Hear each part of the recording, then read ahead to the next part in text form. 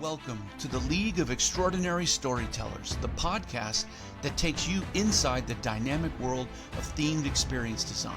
I'm your host, Theron Skees. In each episode, I sit down with industry experts to explore how their teamwork and collaboration transform ideas into unforgettable destinations. I hope it inspires you to see the world through a brand new lens, one story at a time. Join us as we celebrate the visionaries who make the impossible possible. Hi, everyone, and welcome back to episode 2 of the League of Extraordinary Storytellers. I'm Theron Skees, your host. I'm so happy to have you back with us again. This is the podcast where we meet all of these amazing individuals from all over the themed experience design world. And our focus is really talking about how do all of these different disciplines work together?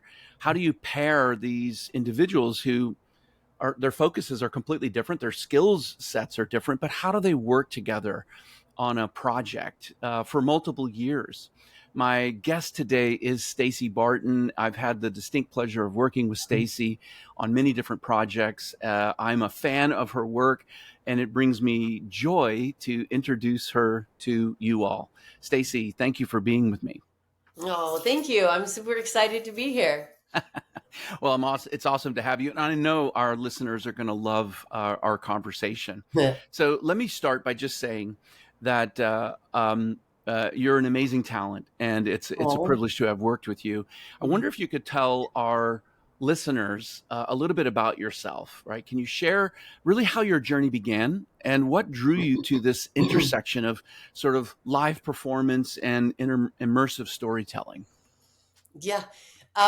Well, I guess really the truth is I'm a storyteller at heart, right? And I think as a kid, I was telling stories, writing stories, acting them out.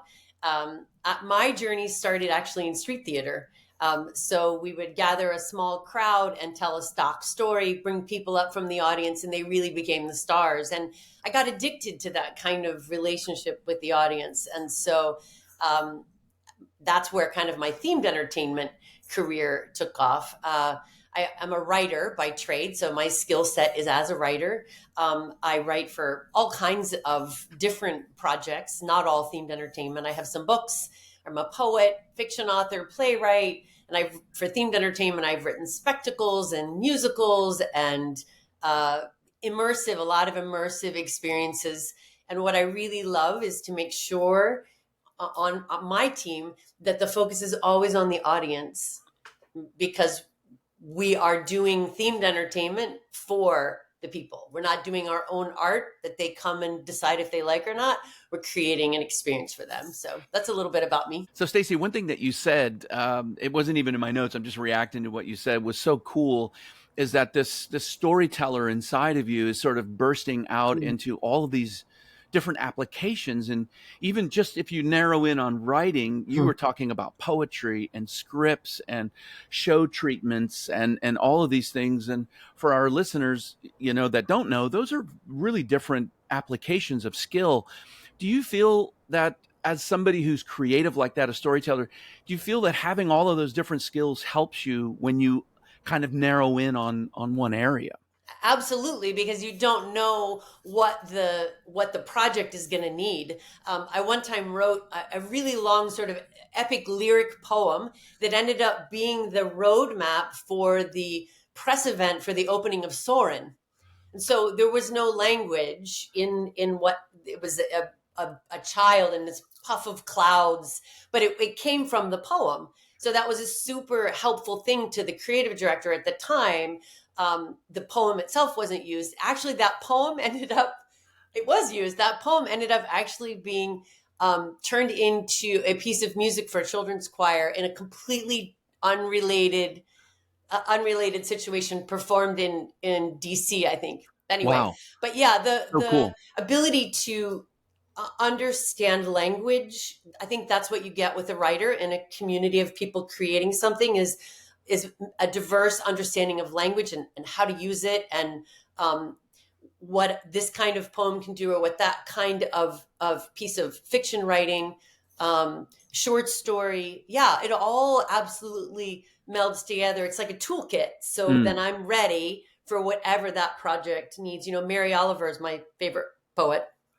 And she, in her book called The Poetry Handbook, she talks about the poem comes to you, and the writer's responsibility is to be able to have the tools to know what it needs. So I would translate that in our conversation to say, when you approach a themed entertainment project, you need to make the form, you need to choose the form that fits the project. And so having a diversity of ability in writing allows me to go, this is a Cirque du Soleil poem. That's a project that's like a poem, or this is a spectacle.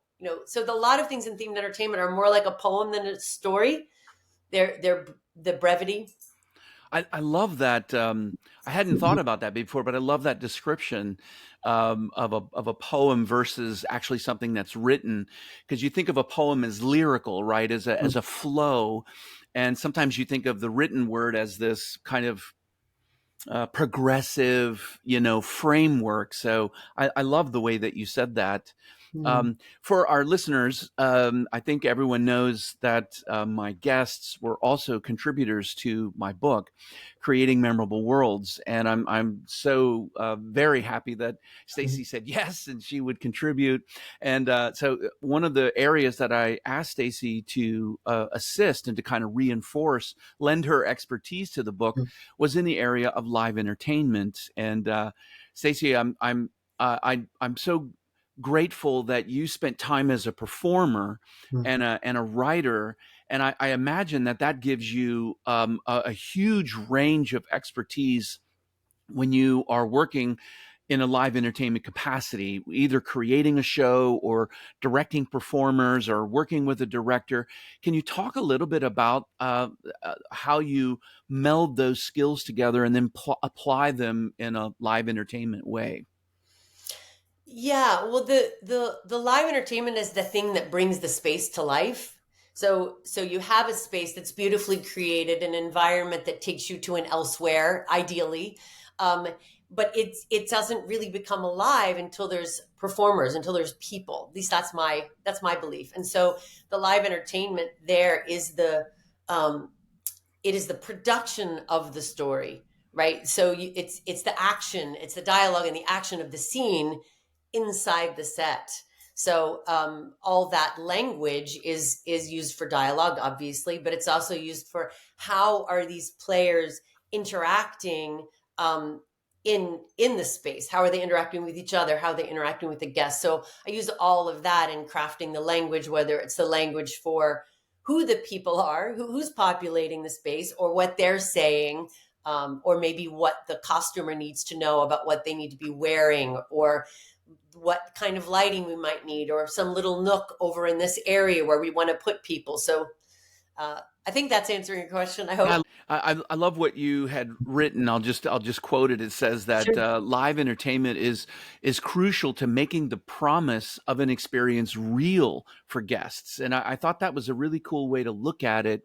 And as you said, it's like the performers, in a sense, bring that themed environment to life. They Right. could be the residents, of that particular environment. They could be visitors or whatever that brings Mhm. it to life. And I like that idea. I thought that was a cool way to say it.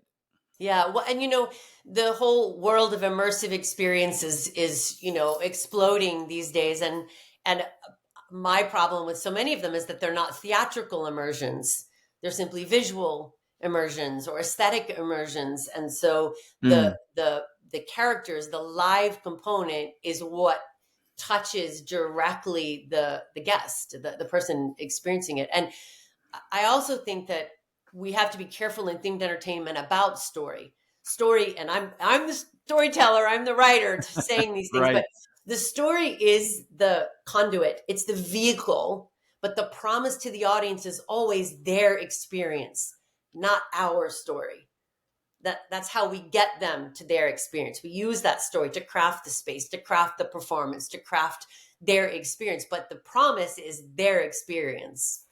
I think that's amazing, and it's a perfect tie-in to the next part of my question, where you and we've worked together before, and I think you and I focus on that story with the sole purpose of ensuring that what we create, whether it's an environment, an interactivity, something immersive, that there's an emotional connection with the guests. Could you expand on how live entertainment, in a sense, those performers, those characters in a scene, how do they help to create that emotional connection with guests?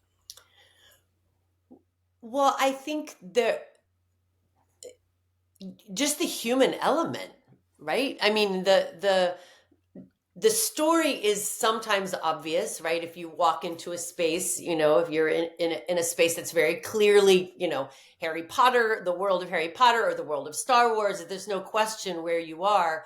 But in terms of getting the engagement, the emotional engagement, you need that touch point, and it can be a person that is working in a kiosk. There's some companies do a really good job of training those people to want to be a part and to play. But really, a performer is skilled, right? It's not just, especially atmosphere entertainment, which I'm kind of talking about at the moment. Those are Right. skilled people who can look and they can read the guest and they can see this is someone who really wants to play, and they can step in and come alongside them and give them something to do and have a way to join in. They can also see another guest and go, they are just needing a moment on the bench, and so they don't bother them. So these are skilled, trained performers who can actually alter the experience of the guest. There was a study that a colleague of mine did. This is probably in the 2014 era, somewhere around there. And this was actually at the Disney theme parks, but they did a study that if a guest had one single encounter with an unscripted moment, like not a castle stage show or Right. an attraction, but an unexpected, a Dapper Dan or an atmosphere performer of any kind, one interaction in one day, and I believe it was 28 to 32%, their excellence ratings went up Wow. by a third almost. That's a Wow. huge, that it just is a huge driver. So it's a little bit hard to give one single detail of why that live entertainment matters, but it really does. And I'm hopeful that we're returning to more of that kind of atmosphere and sort of unexpected smaller shows. I don't know if it will, because it's hard to prove the business case. Um, but I just think it makes a huge difference because it's able to actually connect to the other human with another human. Yeah, I love that. It's you can only do so much in the physical environment, landscaping, architecture, et cetera, the brick and mortar, or special effects, pyro and everything. Screens. Right, everything you get in an attraction. I mean, there's some great wow value there, and emotions. But I love that the fact that you can't connect the same way that you can human to human. So I think that's kind of Right. amazing. And the most amazing thing is when it's combined, because I've also worked in much smaller groups where you've got unbelievable work happening with the performers and the intent and the agency of the audience and the interactive and the immersion and all of that, but they Mm, don't have the budget for these billion-dollar sets to do them in. And so when you can marry that in the bigger theme park companies, then it's really so magical. But one without the other, to me, is not as magical. yes. Well, it sounds like you're talking about a true synergy, right? All of these Mm. elements coming together, which is again a perfect lead into my next question. When you think about themed entertainment projects, right? As we said at the opening of the show, there's so many different disciplines and experts that work together, and some of them are really vastly different disciplines. So, how, in your experience, how do, say, writers and performers, how do they collaborate with designers, engineers, or how do the non-technical disciplines interface with the technical disciplines to really ensure that this environment supports the narrative? How do they work together? What's been your experience? Yeah, specifically with the writers and the designers, at the beginning of the inception of the project or as it's being developed, I love the diversity of thought because ultimately we're all telling the same story. We're all wanting to engage the audience in the same experience. And so different people think of different things. Like I can create the story, but a technical person might say, we don't have that, but we have this thing, or there's this new lift, or or the lighting designer say, well, we could light it this way. So it's in the best world, it's all of those people coming together with the same goal, and you have to have someone at the helm, which you have often been, who is kind of guarding that vision and saying, this is the direction we're going, and then we all jump in and make it so. So my role usually in those is the audience. I'm very audience centric, so everyone is, but it's very easy once you actually get into the creative development that the focus stops being on the audience in Right. the actual moments in the room. Yeah. And so I'm always bringing it back because I'm the one that has to write the thing that's going to connect to the audience. So I'm always like, Right. hey, wait, we got a bet. So and likewise, I love input back that says, okay, I hear you're saying you want it to feel like a twilight dusk because that's important to the story. And someone can say, we're never going to get that in this space. Oh, okay. So then I have to go back and rethink the story, not in a vacuum, with the director and other people. Right. So it's a wonderful, wonderful way. Some of the smaller studios don't have as big a diverse group, and I really miss that when I don't have it. To Right. me, it's exciting. It's super exciting. I love that you described this sort of push and pull in a Yeah. sense, of ideas, and in an environment like that, you have to have trust and mutual respect, right, for each individual's what they're bringing to the table. Mhm. And if you have that in an environment, and you and I have both experienced that, it you get into this flow state where ideas are happening, and they're being refined at the same time that they're kind of being developed. And it's my experience that I, like you, really love that, because if it's just you, it's just this echo chamber in a sense. And when you have other people involved, it makes it all better. It everybody adds on to it. So I love the way that you put that together. What Yeah. what what qualities, when you start thinking about all those people, do you have any qualities that you think would make somebody successful in participating on a team like that? When A you're hundred thinking percent. collaboration, multidiscipline, what are some qualities you think that would make somebody successful? Well, I say this rather frequently when I speak to students and other groups. Probably there's a couple, but one of the most important is listening. There's listening and there's waiting for your turn to speak, So true. right? They're not the So same true. thing. Absolutely. So really listening. The other thing is you will be in collaborations with people you don't like. You will be in collaborations with people you don't particularly respect. You will be in collaborations with people you think are wrong.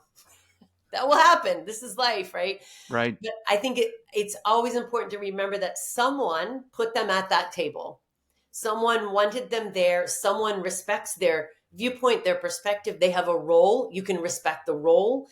And so if you are listening, you can find what they're intending. If you don't listen deeply, you just hear, oh, they didn't like my idea, or they're not listening to me. That's the initial bounce, rather than listen and then say, well, help me understand that more, because I'm not seeing that. And then you get more from them, and then you realize, oh, they misunderstood that I wanted twilight or dawn or whatever, and then you can work together. But if you're not really listening and trying to understand their role, Mm. so I think So listening important. is a really big one. Yeah, that's so important. I love that you said that, because in the book I've brought up this concept of active listening, which is basically what you just described. And I had a giggle to myself, because as you were describing the alternative, which is you're sitting across the table from somebody, and you can tell they're not really listening, they're just waiting for their turn to speak. And it's so true. And in a supercharge, we should probably clarify, because some of that could be intentionally bad behavior, but in these brainstorming sort of blue sky sessions, it oftentimes comes down to people's inner passion. They're so excited, they can't wait to participate. And I love your encouragement that says, your participation is important because you're at the table, but also listen, because as you take in what others are saying, it may alter and improve your own ideas that you're thinking about at the moment. Yeah. Well, and as the writer who generally has to leave those sessions and put something down on paper for everyone to Right. follow, I really have to listen. And so I'm listening to everyone in the room, and I'm noticing what's the energy, where a lot of people are gravitating toward this, or they're saying these things in really different ways, but I can see the connective thread. So I think I've grown up listening in this industry, and it has served me really well, Yeah. Absolutely. I've talked to students as well, and I've said, I've used the phrase, "It's a superpower," right? Is Yeah. listening. Absolutely. So I couldn't be more aligned with you. Does anything else come into mind? Any other qualities that you would? I know you get the chance to talk to students as well, Yeah. and I know listeners of this podcast are. Many probably are aspiring to a role in this industry, and I think it could be really helpful if you thought of any other qualities that they should consider that they'll need to have when they're joining these multidisciplinary teams. Absolutely. The next one I would say is that you spend most of your time recreating and very little time creating. So Such a whatever great that point. one idea is that you're sure is what is going to happen in 5 years from now or 18 months from now, it's not going to be it. You're going to recreate it. And if you have that spirit, then it's easier to listen. It's easier to go, I thought we were going to go down this way, but we're going that way. We're going up a hill, down a hill. But the idea that it's a continual creative process. I'm not going to go sit in my room and come up with an idea and bring it to the table and see it to fruition. If I'm going to do that, I'm going to write my own screenplay, my own play. Then I can my own book. I can do whatever I want. Right. Then That's you have not even ultimate really true creative control. either, but it's definitely not true in themed entertainment. So I would say if you don't enjoy the process of having to continually change the creative, then this may not be the best place for you, or you might need to do some inner work to figure out what is the block to that, because it is constantly changing for any kind of reason. It could be because a creative leader said we're not doing that. It could be because marketing said this. It could be because the budget got slashed by half. It could be because the leader changed.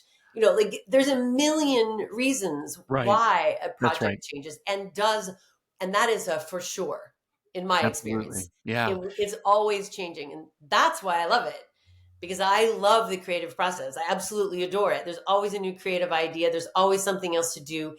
So there's always someone else's input that's going to make it better. And so that's the type of person that's flexible and adaptable, not afraid. Like just try another idea. There's a million out there. I think that makes you really successful in a highly collaborative environment. You don't have to be wildly like that. I'm like a bit of a weirdo in that way, but I do think that you do have to understand that that is a bit the nature of the beast of this particular kind of art form. Definitely. That's such a good point, especially for creatives that are moving into or aspiring to move into this industry. It really is a or ideas on demand, right? Creativity on demand. It is. And you really can't fall in love with your own ideas, because that, in a sense, and you just described it this way, it kind of blinds you from any further iteration or solutioning for the client, right? Right. Maybe talk a little bit about that, right? That there's some students that I've talked to, sometimes they're surprised to get this, be brought back to the reality of, in this business, you're always working for a client. And that could be Disney. And if you work for Imagineering, for example, that could be Anaheim is a different client than Disneyland Paris, right? So talk a little bit about that. You're really solutioning for a client, and those ideas all kind of belong to the client. That is, I mean, you just said it. I mean, that's absolutely true. I think for me, my passion is the experience that the audience is going to have. And so I try to continue, come back to that. So, what is the goal of the client? What are they trying to do? And so, if they want this experience for their guest, then I can speak, I can articulate, support the choice I'm suggesting in that language, and then that helps. And then if I can't, then oh, maybe I'm off, but the I consider myself basically as a service. I mean, right, I am serving the project. I try to serve the audience, try to serve the client, but it's not yours, it's an hours industry. It just is 100% an hours industry. I will say that the the counterbalance to that is that I've been asked to come in my role and give my expertise. And so I do sometimes have to do the hard thing of saying, I don't see it that way, or I really think this is important, which is also respectful. That doesn't mean I'm not listening, doesn't mean I'm not willing to change. So Absolutely. there is a give and take there where I can say, I think that's a bad idea, Right. you can say that. Um, but usually I first say, help me understand why you think that's a good idea. Right.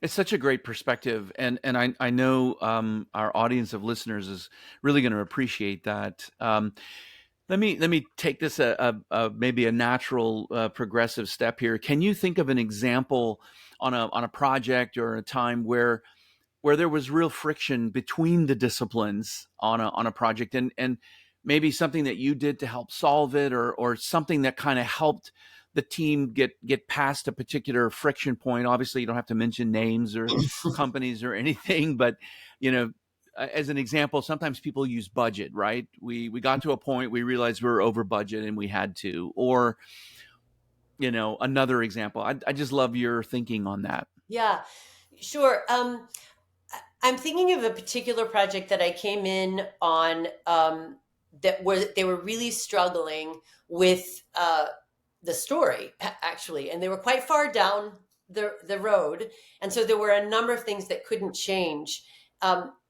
And what I was able to do was really look deeply at what they had, what were the non-negotiables, and and rectify the story. But what I think I had to do, I think your question is asking, is I had to articulate very clearly where the dramaturgical issue was, and very specifically how I would address it. So the specificity of the language in that situation, and continuing as that project kind of got back on track, the specificity was really important because it wasn't disrespectful. It wasn't my idea is better than your idea. It was a perception based on a dramaturgical issue that once I could articulate it, it was like, oh, they could see it, and then they could get on board. And then I had to move slowly, right? Move slowly with those changes and respect them. And again, listen and go, okay, all right, maybe I'm not seeing something, So I think just in this moment, what came to mind was really being able to articulate the specific issue rather than ameliorative or pejorative words. That's bad, that's good. This is, but to say there's an issue here and let me explain why that's an issue. And it came about actually recently. That project is not quite finished, and they were far down the road, and there was something that to me was like, oh no, and I didn't know, and I just said, well, I'm just going to tell you, and I stayed in my role. Right. Right, Right. this was actually a media piece of the project, and so I was not the head of the media, but I said, from my perspective, here's the bump in the story, do what you will with it. So That's awesome.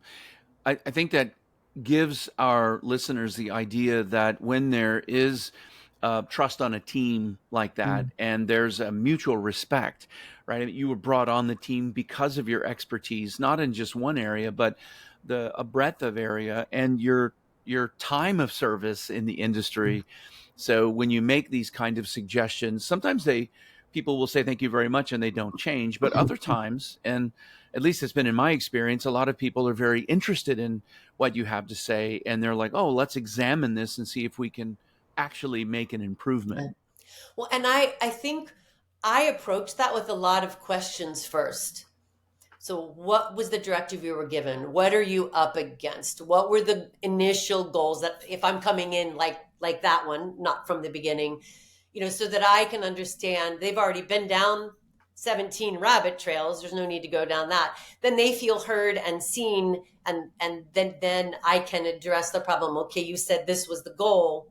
We're not getting there on that route. How about this route? Let me talk to you about how that gets you to the goal. And that kind of specific conversation is often effective. And if they're not listening, then then okay, bye. So true. Well, I appreciate that. I'm going to back out to we were talking about joining the story and being focused on guests joining the story, whether that's writing for an attraction or an event, or specifically with performers. And I'm just wondering, what is your approach to creating experiences that balance this idea of spontaneity? So you kind of described this. I'll call it an ad hoc, right? A surprise. It wasn't planned. It wasn't, the vehicle moved into a scene and something happened. It was literally the spontaneous moment. How do you create experiences that balance spontaneity and structure to make this emotional connection? Well, I'm going to tell you one of my tricks. Sometimes it's the illusion of spontaneity. Sometimes it's the illusion of an unexpected happening, but it happens every day at 10 in Right. almost the same way. So, but you have to have the buy-in of the performer. You have to write it with the language. You have to have an honest interaction between that performer and the guest that makes them feel like, oh, this never happened before. So there is a lot of structure to the continual recreation of spontaneity. The easiest way to explain it is, well, I don't know. I guess the age demographic of your podcast might not know, but if you know the Carol Burnett show, I'm showing my age, my gray hair. If you know the Carol Burnett show, they would get cracked up, right? And it also happens in Saturday Night Live and Second City TV and all those places, but where they're doing a sketch and somebody gets the giggles and then it erupts and it becomes funny. Well, there are times that actually happens, but it's actually also a gag.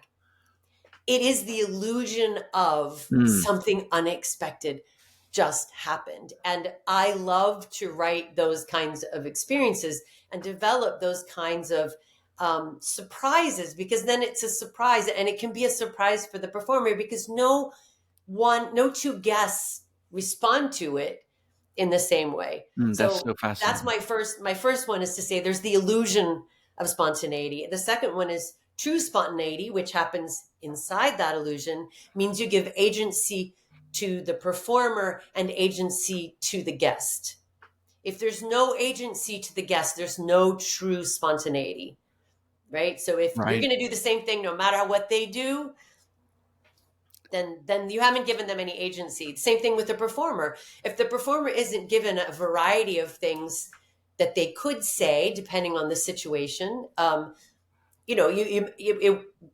there isn't any spontaneity there either. So agency is a big one, and then structure is always there. There's even in free form improv, there's a structure. It doesn't appear that way to the audience, but to the performers, they know the structure. They know the inside language. I say this, I move here, that indicates this, that indicates that. We go down this path of the story instead of that path of the story. And that's really where the real magic lies, is having, I would imagine, a team of performers that know each other so well, plus the material, that they can move in and out of structure and spontaneity, but also keep their eye on the guest and how the performance is affecting them, and adjust as needed. And in a sense, you kind of answered my next question too, which is how do you make these performances or interactions with guests, how do you make them resonate deeply and turn it into their own experience? And I think in a sense you answered that, where the guest feels so much a part of that experience that they just kind of seamlessly join in. The performers have kind of welcomed them in. Yeah, it really begins with an attitude. And not all performers or directors are of this mind. There are directors and performers that want to perform for you. And there's a place for that. There's Mm, stage shows, there's castle stage shows, there's shows, on ships where that's really relevant.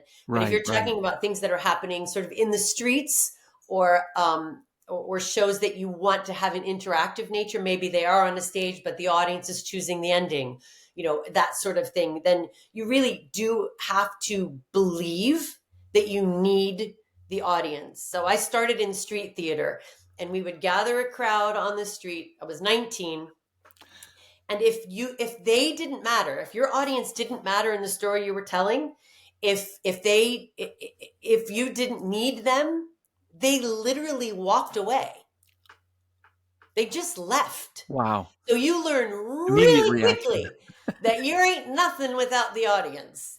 And so Awesome. that attitude, so the writer needs to have that attitude, but I can write that all day long. And if I've got a director that doesn't care about that, or I've got a talent scout that doesn't know how to really trust that as a talent, um, or if you, and it's really particular when it's a stage show that also has an interactive element, because that's hard, because you need a singer, dancer, actor, and someone who can be improvisation-esque. They're Right, not they're right. not doing straight improv. But I lost my train of thought a little bit.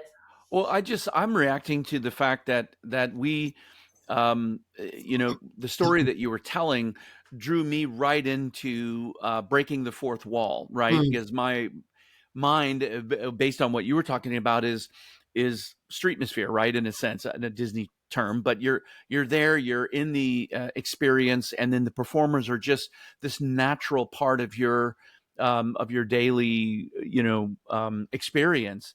But you've reminded me that in a theatrical way, there's still a proscenium, there's that fourth wall. You have an audience that's separated in a sense by the stage, and all of that is still 100% viable experience. And many of those can be very immersive and can draw the audience in. But it's amazing because when we first started, that's right where my mind went, is in engaging one on one, face to face with a performer. right.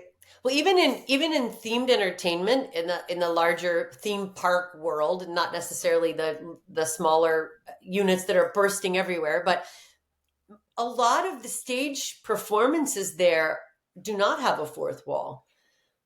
Even if they are a more presentational proscenium style, there's still, I'm talking to you. You've come to my world. You've come to my land, and so it's still, if we can give the audience agency or the illusion of agency, Right, right? Like the right. ending may not actually change, but if you give them the sense, if you give them a nod, you speak to them, you invite them on the journey with you, literally. I think that is what my experience is. That's what theme park audiences crave. That's how they're different from audiences that go to Broadway, from audiences that go to see feature films, from audiences that binge watch Netflix. It's a different audience. And one of my things is respect the audience you're working for. I work for lots of different kinds of audiences. Right. And if you don't know who your audience is, how do you know how to approach the story or the experience? You don't. You're going to fail. You might win accidentally. So true. And you got me excited because it reinforces this idea that even though there are professions, there are roles. In fact, there's whole industries. You just look at, I'll just pick architecture, right? Whole industries around architecture. But when architects or engineers, for that matter, work in the themed entertainment industry, it's a very specialized form of architecture and engineering. And what you just said reinforces that fact from a theatrical presentation perspective. It's a very hybridized, very specialized form of that genre. And I'm so glad you said that, because it's something that I see a lot, that you pull in I'll go back to architecture because I've worked with a lot of different architects. You might bring in a firm on a project for themed entertainment, and maybe they've never worked in themed entertainment, and there's a really large learning curve Mm. to get them to, we're designing floating mountains or castles or flying elephants. It's a totally different world. Yeah. Awesome. Well, look, looking back on your career, you've been doing this for a large portion of your career, and you've done a lot of different things, which I think is amazing. Is there a project or a moment that kind of stands out to you as maybe a perfect example of collaboration that was really done right? Hmm. S- A lot. So many, actually. Isn't that a blessing that I can say Yes, that? it's Um, incredible. there's a particular piece that we created, that what I loved about it was it had the fully immersive environment. Um, it had full on interaction, one on one interaction, a full musical, like not even a review, like a full musical with characters. Um, and and that was just like all the candy in the store at the same time. And That's it took a great. lot of collaboration. It was a pop-up immersive experience, so it only happened once. um, and we basically took a family to the North Pole, to Santa's workshop. We didn't go to the North Pole, you know. We didn't really go, but so they actually went inside, a completely immersive experience. They were participants. They sat at tables. The stage was in the center. It was a cast of 24 singers and dancers, and the family saved Christmas, of course, right? So it had everything. It had choreography. It had unbelievable costumes. The music was great. We had all new arrangements done by a Broadway arranger. We had just that ability for those 45 people to hands on. I mean, they learned how to be an elf. They put bells on reindeer sleighs. It was and Wow. we had some crazy contraptions. We had a big letter machine that brought all the letters in and then spit them out. And I wrote 90 letters to Santa with my non-dominant hand. We got in a little bit of trouble for my hourly going to that particular part of the project, but the people really believed they were from other kids. And then they actually put the toy together, Wow. and the toys were given, to Toys for Tots. But Right, um, right. that was just one of those magical moments where it just everything. I just got to use every bit of my skill, every single bit of it, from the treatment. The narrative treatment was quite, you can imagine, quite cumbersome with everything that had to be done. And then the whole script was not a review. It was different characters interacting, these different 12 elves and their stories, and then the family that had come and their story. And then I got to work with, I think Greg Smith was the composer of the original song that we used, and we made a huge children's table book about it afterwards. So it was really like, pretty much everything I love doing was all in there. What a great example. One of the things that I keyed into what you said, and those who are not familiar with our industry may not get this. So I just wanted to go back and Okay. take a yellow highlighter over something that you said, is that you hadn't done this before and you were only doing it once. So in a sense, the amount of pressure on the team to mix all of these various roles on this project, and to do it in a non-permanent way, and to do it for just kind of one show. I mean, the amount of pressure on the team had to just been crazy. Well, I did that for about 20 years on the regular. Like, that was one of my regular mainstays. And we did Haunted Mansion like that. We did Disney IP, non-Disney IP. Um, and it was really some of my best work, because we were basically building an attraction that was full of theater every single time. And That's awesome. we learned secondhand with the whole team. I mean, talk about collaboration. It was Right. it was secondhand, Instant like, feedback, right? yeah, yeah, like, no, no, no, can't do that.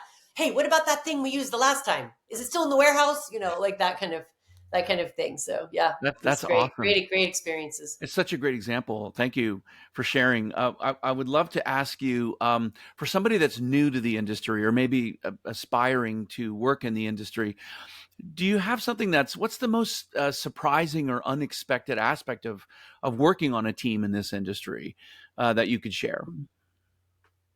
Anything pop into mind? Something that you didn't expect if you came from street theater and then all of a sudden you're, in theme park world. Yeah. Was there anything that kind of like, wow, I didn't expect that? I feel like it's sort of just so grew up in it that I don't know. I think can say now I'm 60. I don't mind saying it. At this point in my career, I think the thing that surprises me the most is that people listen to me. That I am a veteran and that I can really say, "Hey guys, that I think that's going to take us off the rails," and they actually will listen. So I think I would transfer that back because your question was for someone entering in. I say this a lot to people entering the industry, whether they're newbies out of college or they're somebody who's making a career transfer. Take everything in your background, and that's an asset you have that you're bringing to the table. I talked to one young man who was probably 30 and had spent 10 years writing in advertising, and he was like all like apologetic about his experience, and I'm like, okay, no dude, no, don't Use apologize it. for that. That's amazing. Yeah. Use that, talk about how it relates. But I guess so in my sense, I would say as long as you are speaking respectfully and have listened and you're speaking from your role, you do have a voice at the table. And as a woman, I had to grow into that, right? And we have a louder voice than we used to have. Often I was the only female creative in the room. Right. um, Wow. that was maybe surprising. That Mm. might have been surprising. um, but I have, if you are respectful and you stay in your lane, you stay in your role and you articulate it well, your voice really can affect big change. That's fantastic. It's such great advice. I love. I don't think I heard you say this, but I'm going to ask it. So many members of the younger generations have an expectation of, I think, advancement or achieving more quickly in Mm. their career. So one of the things that you mentioned was just not just time and service, but the variety of things that you did, and that you were open to doing a lot of different things. These are my words, not yours, but my observation of what you said is that you weren't so myopically focused on, I'm going to be an entertainer, I'm not going to do that, I'm not going to do that, or I'm going to be a writer, or I'm going to be a creative director. You allowed other things to influence you, and you learned and in a sense curated that experience.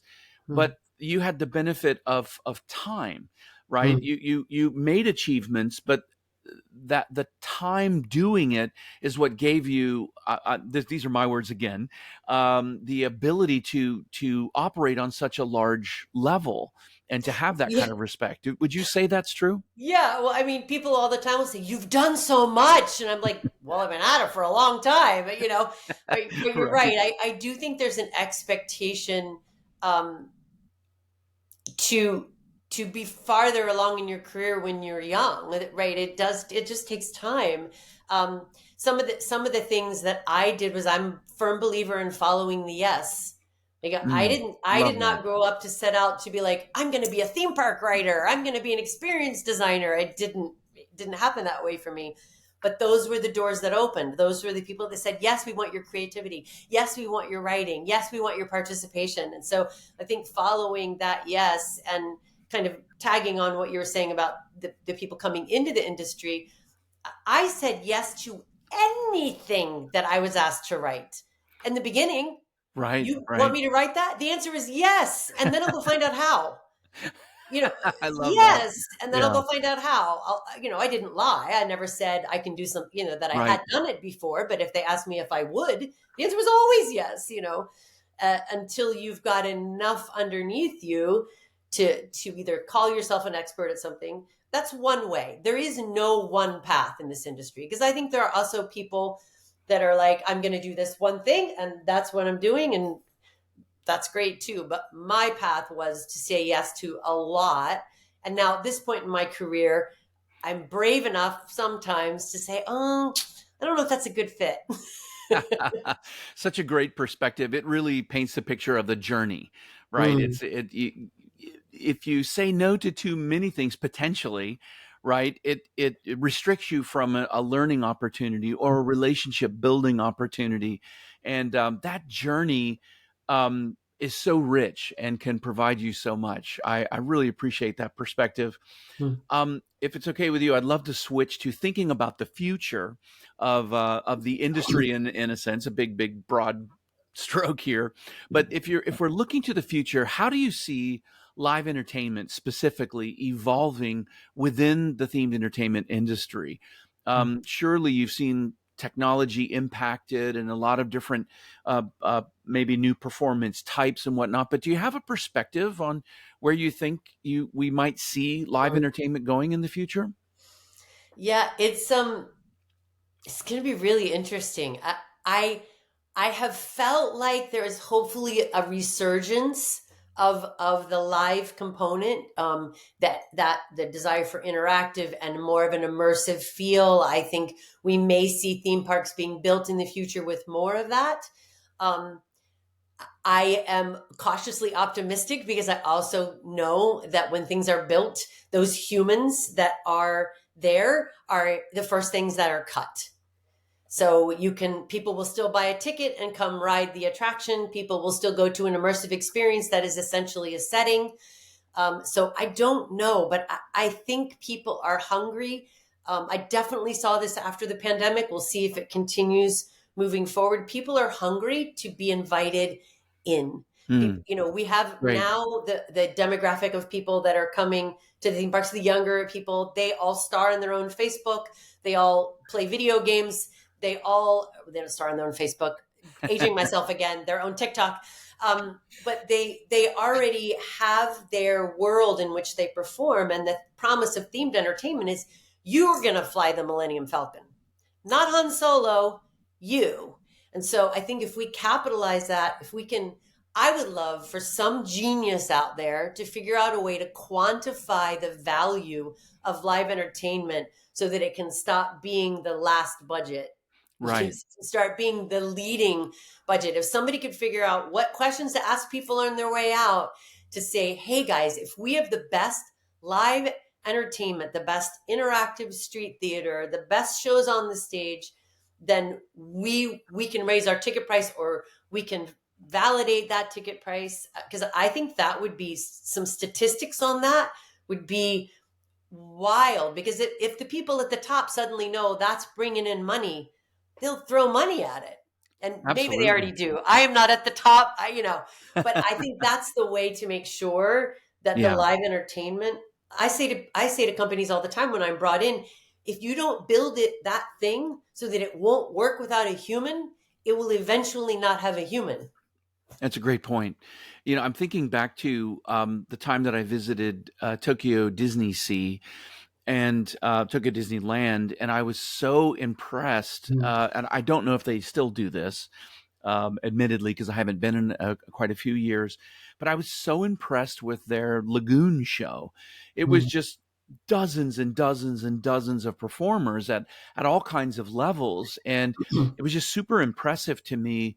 And then I take that memory and then apply it to a place that I've only read about and seen videos about, and that's Puy de Fou, and mhm, just so many performers that are mm, there. And in a sense, it feels like they've kind of embraced what you're mm, talking about mm, and somehow make the financials work, and in mm, fact are leaning into mm. the value of that kind of a live event. And there's no really question in there. I'm just reacting to what you said. Have you had the opportunity to go to Puy de Fou or any No, a place no, like? the Yeah. same. I have not seen that. I have not seen that in person. There's so many immersive things happening in the UK and lots of other countries. Immersive experiences, sacred experiences, experiences for the medical community.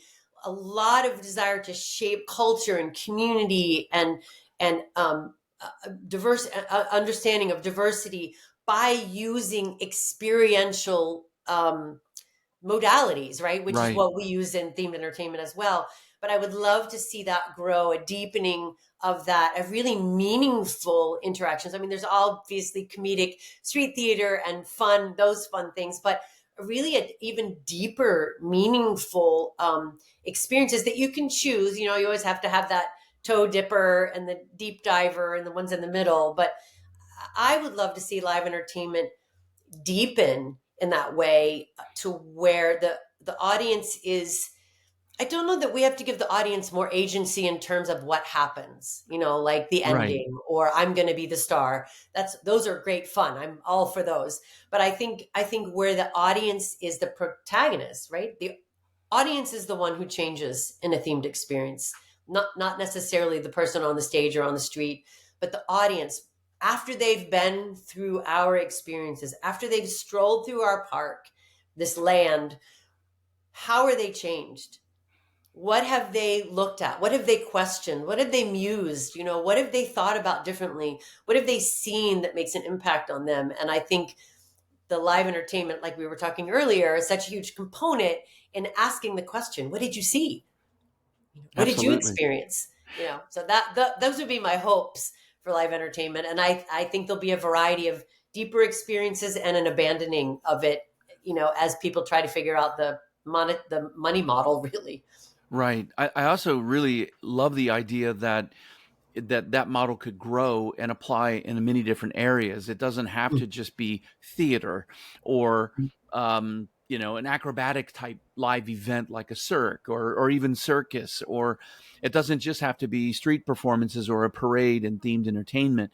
It can really move on. What could you do in museums? How could you take educational content? How could you take the medical and health and wellness industry? How I really think that's a really great way to take everything we've talked about and then sort of dream in the future of understanding that there's a really unique emotional connection, as you've said, human to human. And when you're in that kind of thematic, immersive story, and you've got a human performer who's drawing you in deeper into that environment, just think about the transformations that could be created in many other segments of our economy where that could really be good. I think Absolutely. pretty exciting to think about. Yeah. I spoke at the World Experience Organization Summit in London a couple summers ago, and it was just a beautiful experience of meeting all these kindred spirits from all over the world that were really doing that, you know, the experience economy as Joe Pine coined in his book. And I love what he's talking about because it's what I've watched and what I do, and that's the transformation in people based on the experience they just had. And that's really what we were talking about. So I would love to see live entertainment move into Yeah, playing a even bigger hand in that transformative experience, because you can have someone ask you, how did that affect you? right. You know, whether they're playing a character or whatever. Yeah. Absolutely. I think that's amazing. I love thinking about the future like that, and we could probably go on for a couple more hours. I would love to start to wrap up our podcast by just talking about for those professionals who maybe have experienced their indie industry and they're looking to maybe make a change or kind of alter their path a little bit. And I think the same kind of advice and thoughts could apply to the next generation. These new professionals who maybe they're graduating, maybe they're just looking to start their career. I try to ask every guest that comes on the show about this. Since you have so much experience, what kind of advice would you give the next generation of writers or entertainers or maybe live event directors that are entering the industry, specifically when it comes to managing these complexities of collaboration? Do you have some thoughts you could leave them? I was going down a road and then you said collaboration, but I think in the collaboration we've covered so much of it, which is really listening, honoring your voice, respecting the other people at the table. And I think so. My other thought actually does apply to that in terms Please. of what are you bringing, right? So if you want to be a voice at the table and you have no portfolio, whether you're mid-career change or brand new, that's an issue. And one of the things I like to encourage people to do is to pick a charity or a social cause that they're really passionate about and offer to assist in whatever their skill set is. So if you're a writer, find out if they're having a banquet, an awards show, write that, or an immersive experience for a museum, or anything like that. Then you can have a portfolio, because if it hasn't been produced, no one will look at your ideas for fear of you suing them for Right, right. That's a IP. good So point.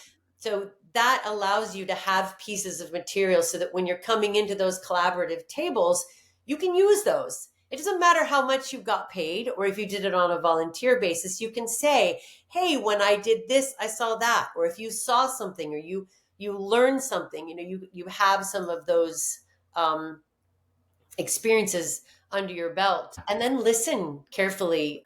I was just speaking on a panel yesterday, about new people coming in and being at the table, the collective collaboration table, Right, and being mentored and asking questions and not being afraid to be quieter while you're learning and absorbing, and then speak intelligently at moments. And then that whole concept of mentoring, people like me, you that have done it for a while, most of the time are really honored when someone says, "Tell me about that," or "I feel a little uncomfortable. I don't know as much about that. Can you tell me about that?" Or "I noticed this in that meeting. Could you help me?" And most of the time, we're really honored, and it lets us know that you're noticing, that you're thinking, that you're aware, that you're able to articulate that. And I think that is impressive to me anyway, to say, absolutely. okay, they've got their eyes open.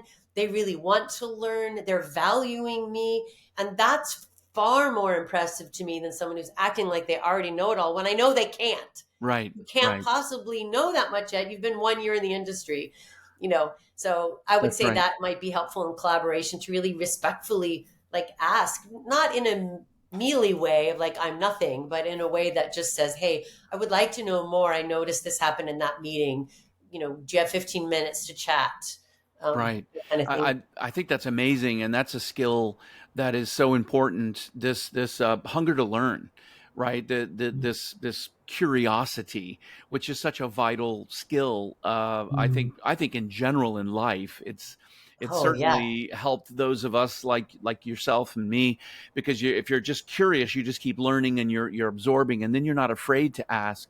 So I think that's really great advice. I'm also remembering in episode 1 with Craig Russell, he described this industry is not really set up for lone wolves, is the way that he described it, right? And that was the person that you were just talking about, the person that sort of positions themselves as I've got it all figured out. When you and I know that, sometimes even as long as we've been in, there's many meetings I'm starting. I'm like, oh gosh, I don't have this figured out. I need to ask some questions. So those individuals that position themselves in a place where it's like, I really, could you tell me, I could really learn from you, and open themselves up to learn, and be approachable, is I see those individuals going so much further in the industry, and honestly really enjoying themselves more, yeah. because that community is really important to tap into. Yeah. Oh, curiosity is such a good one. I can't believe you beat me to the punch on curiosity. It's Sorry, right up there, like being adaptable, a deep listener, and curious. Man, you got those, and you're golden. you're going to Yeah. do great. You're going to do great. Yeah, because you have to be curious. I've done so many projects across so many companies in so many countries, and you have to be curious at the beginning, because there is not one that's the same. I mean, they can feel sort of the same, they can be sort of the same, but they're never exactly the same. And so you have to be curious. Yeah. And I think it's great that you've described it as you want to work in this environment where it's never the same, right? Yeah. You're not doing the same formula over and over again. Even theme park projects, right? If you're in a theme park or a ship or a hotel or whatever, they're different from project to project. Countries are different, clients are different, and I think that Groups is are a different, teams are yes, different, leaders are different. exactly, and The that's a year is draw. different. It's so true. Well, we could talk all day, and I'm so grateful for your time. I wonder if you wouldn't mind sharing a way for people to connect with you, because we're talking community is so Mhm. important in this industry. I think in general in life, community is important. But Mhm. could you share with our audience maybe ways to get in touch with you? Yeah, well, I do LinkedIn. It's the only social media that I do, but I'm pretty active on there. So you can always find me. There's some podcasts and things. Y'all have to post your podcast up there. There's some things pinned that can kind of get you to know me a little bit better. I do have my own website, which is stacybarton.com.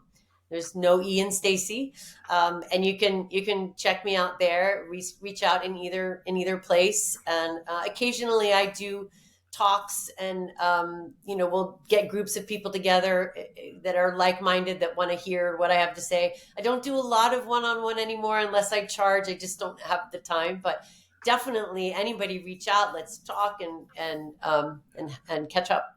Fantastic. I know you're very active and you belong to several different communities, if you will, because of your diversification of skill. You're like an expert generalist, right? Where you have many, many different expertise. I love that. So you kind of move in and out of many different groups.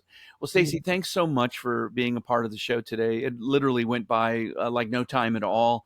I know our listeners are really going to enjoy themselves. And Yeah, is yeah. there anything that I didn't ask you, or I just leave it open if there's anything else that you want to hit on that we maybe didn't get a chance to? Um, I think I said it a little bit, but I would just say it again. There isn't one path. There's many paths, whether you're starting out in the middle or near the end. If you feel something, follow it, and use your own life story, your own life experiences as assets in what you want to do next, because there's not one way to do it. No one will do it exactly like I did it. Do it the way that works for you. Awesome. What a perfect way to end the podcast. Thank you so much for your time and all of your great advice and sharing your experiences. And thanks to you, the listener. Stay tuned because every month I'm bringing you a new podcast with these wonderful experts like Stacy and Craig from episode 1. I'll drop a new podcast every month and look forward to you tuning in every month and hearing the conversation and being a part of it. So thanks again, and wishing everybody the best.